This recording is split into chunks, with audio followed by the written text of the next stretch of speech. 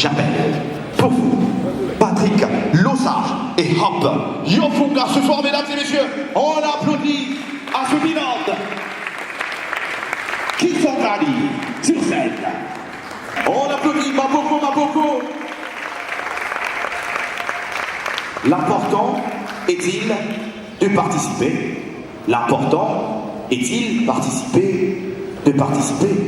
Ils vont défendre la négative.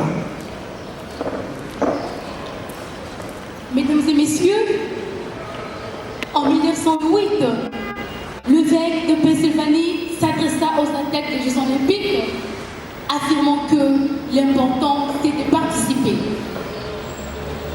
Cette pensée a été commentée et complétée par Pierre de Coubertin, fondateur des Jeux Olympiques modernes. Cette réflexion nous pousse à réfléchir et à nous poser la question de savoir pourquoi participe-t-on à une activité? Est-ce pour gagner? Est-ce pour tout simplement y participer?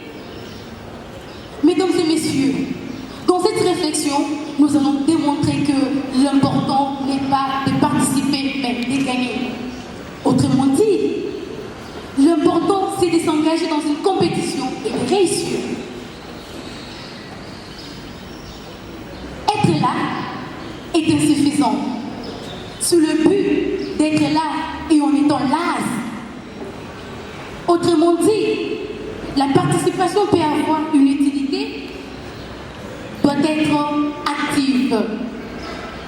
Pourquoi cet adjectif vaut-il son pesant et en vient se greffer à ce mot?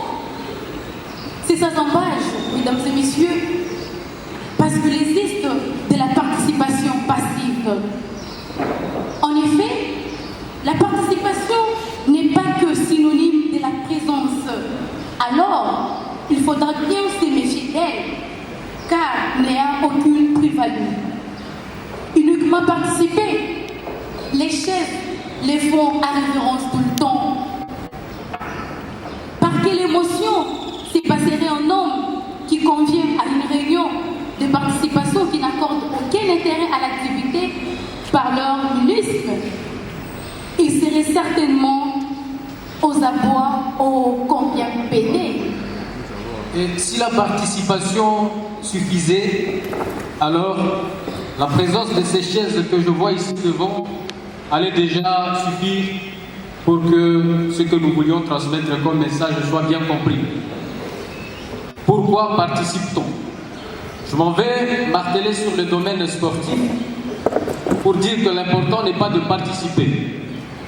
Et d'ailleurs, le choix des meilleurs pour y être n'est pas innocent. Quelqu'un qui irait juste pour participer sans envie de gagner se ferait huer ou brocarder. En raison d'ailleurs, parce que manquant du respect pour ceux qui le soutiennent. C'est le même cas ici, nous qui représentons les différentes provinces, les différentes universités. Si nous n'étions pas venus ici avec l'objectif de gagner, ce serait un manquement grave de respect envers nos universités, envers nos frères et sœurs qui sont en train de compter sur nous, qui veulent nous voir soulever ce trophée ici, derrière nous.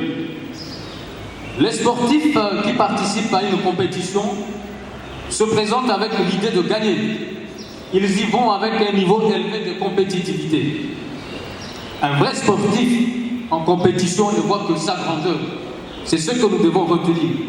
Et permettez-moi ici de m'appesantir sur les arts martiaux, plus spécialement la boxe. En effet, j'accepte la maxime stipulant que l'important c'est de bien s'être battu et non le triomphe. Puis-je alors me questionner pour savoir quelle est la mesure pour reconnaître le combat ou la nature ou la grandeur du combat mené par un boxeur sur les rings.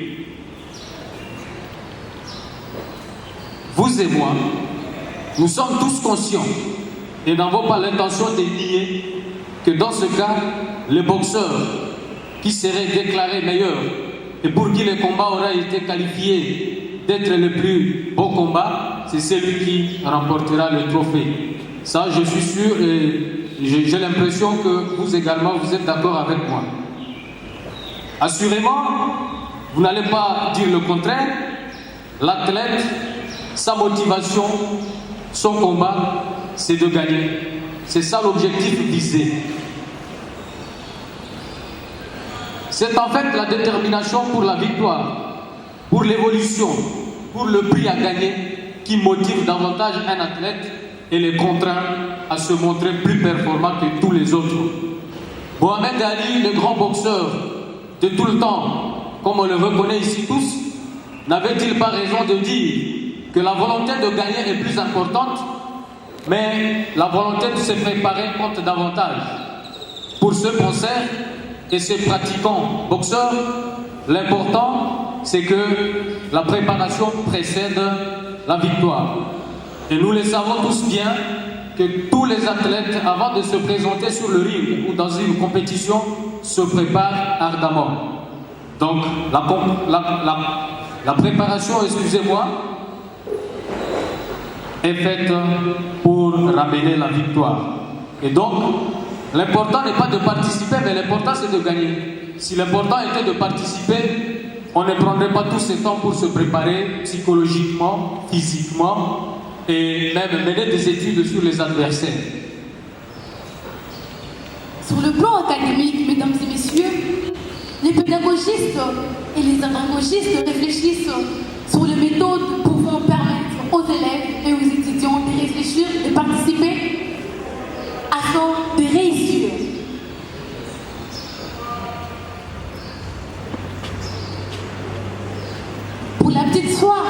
Pour la petite histoire, mesdames et messieurs, nous avons appris à compter grâce à une technologie de pointe. Il s'agit, vous vous en doutez, de l'apprentissage des opérations d'addition et de soustraction en écoutant des cailloux comme chez les Grecs. Cette activité de participation faisait à ce que la leçon qu'on devait apprendre s'ancre plus aisément dans nos esprits puérils, qui puissent aujourd'hui et à l'université. Les passages au système LMD initié par le ministre de l'ESU se fondent sur la participation active pour apprendre. Allez croire, que deviendront les écoles si la participation n'est pas active? L'école deviendrait, ou elle devient déjà, dans les pays très longtemps, plus précisément, par exemple, dans la très République démocratique de Gondwana, une fabrique de prétendants pour répondre au titre intuitif du livre de Jean-Paul Bourgueil. Pour bien comprendre s'il faut participer pour participer ou s'il faut participer activement, il sied de faire un recul important sur l'étymologie du terme, du verbe participer. Et ce que nous allons comprendre, c'est que la participation donne lieu à des concours entre personnes. Et la compétition n'est rien d'autre que la recherche d'une tendance vers un point commun. Donc, dans une compétition, l'important c'est de participer. L'important, ce n'est pas de participer, donc voulais-je dire, c'est que parce que chacun veut gagner. Si on est dans la compétition, c'est la victoire que l'on vise. Puisque le mot compétition même voudrait dire que c'est tendre vers un même point. Et le même point vers lequel on tend dans une compétition, c'est bel et bien la victoire ou bien le triomphe. Les enjeux des élections pour les partis politiques sont trop importants que l'on est obligé de se poser la question de savoir si les partis politiques, en lançant des candidats sur le marché électoral, veulent tout simplement une participation aux élections ou bien veulent remporter les élections. Nous le savons bien et comme nous le verrons bientôt en 2023, notre pays va connaître un moment des élections et pendant ce temps, il y aura une multiplicité de candidats à différents postes. Cela pousse les partis politiques à adopter des stratégies claires et à mettre des moyens conséquents pour la campagne. Et moi, je me demande si un parti politique pourrait s'hasarder en mettant sur pied des moyens aussi coûteux parfois pour tout simplement participer ou pour gagner. Parce que l'objectif, C'est en fait, dans les élections, c'est d'arracher le pouvoir, de le conserver le plus longtemps possible. Et c'est dire que l'important n'est pas de participer, Conclusion. mais l'important, c'est de chercher la victoire. Pour clore, l'important est-il de participer? Pas du tout.